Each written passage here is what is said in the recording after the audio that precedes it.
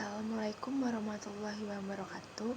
Perkenalkan, nama saya Putri Andriani. Saya akan menjelaskan tentang macam-macam gaya belajar. Yang pertama, gaya belajar visual. Gaya belajar secara visual ini yaitu kemampuan dengan cara melihat. Gaya belajar ini digunakan pada orang yang mempunyai indera penglihatan yang sangat tajam. Kedua, gaya belajar auditori. Orang dengan gaya belajar auditori memiliki indera pendengaran yang lebih baik dan lebih terfokus. Ketiga, gaya belajar kinestik. Gaya belajar kinestik yaitu gaya belajar dengan melibatkan gaya gerak. Hal yang berkaitan yaitu seperti olahraga, menari, memainkan musik, percobaan laboratorium, dan lainnya. Perkenalkan, saya Muhammad Iqbal. Di sini saya akan menjelaskan tentang konsep dasar gaya belajar. Nah, gaya belajar itu adalah suatu cara, pendekatan, metode yang dilakukan seseorang dalam menyerap, menerima, dan mengelola informasi mata pelajaran dalam proses pembelajaran.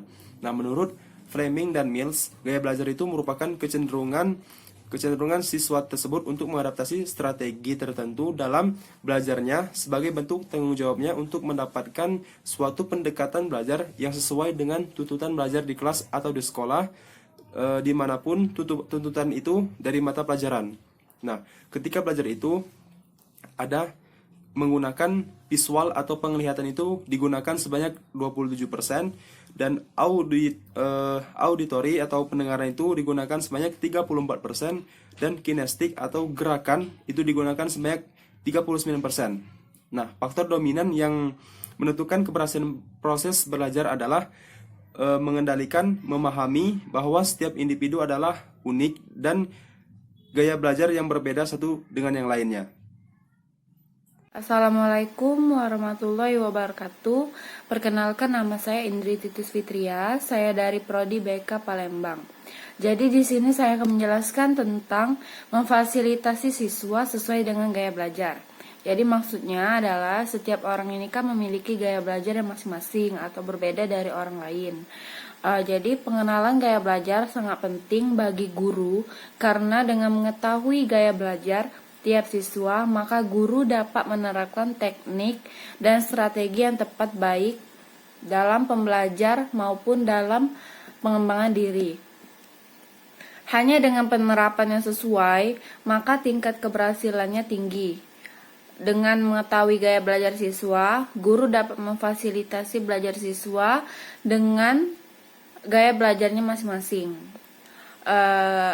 Untuk gaya belajar visual, guru dapat memfasilitasi belajar siswa dengan cara menggunakan materi visual seperti gambar, diagram, atau peta. Lalu untuk gaya belajar auditorial, guru dapat memfasilitasi belajar siswa dengan cara mengajak anak-anak untuk ikut berpartisipasi dalam diskusi baik di dalam kelas maupun di dalam keluarga.